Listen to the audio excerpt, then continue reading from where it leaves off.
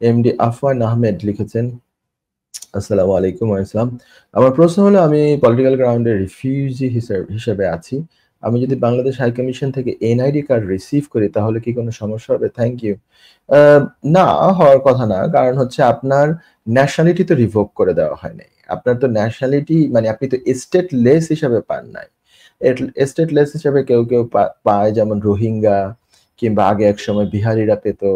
বিভিন্ন দেশের আছে স্টেটলেস হিসাবে পাওয়া যায়। বাংলাদেশের এনআইডি কার্ড রিসিভ করা মানে আপনি বাংলাদেশের একজন নাগরিক। আপনার নাগরিকত্ব কিন্তু বলে দেওয়া হচ্ছে না যে আপনি নাগরিকত্ব বাংলাদেশের আর নাই।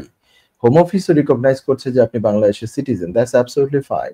হাউএভার আপনার বাংলাদেশে ফিরে গেলে আপনার ফেয়ার আছে, আ পারসিকিউশন এর মুখোমুখি হবেন, ওয়েল ফাউন্ডেড ফেয়ার আছে। তো এইজন্য আপনি বাংলাদেশে ফিরে যেতে পারবেন না বিধায় আপনাকে এখানে রিফিউজি স্ট্যাটাস দেওয়া হয়েছে পলিটিক্যাল গ্রাউন্ডে। সো আ যেহেতু আপনার সিটিজেনশিপ রিভোক হয় নাই, কিছু হয় নাই। So you can get the NID card and that will not affect your current status at all. ঠিক আছে? আশা করি আপনি প্রশ্ন উত্তর পেয়েছেন।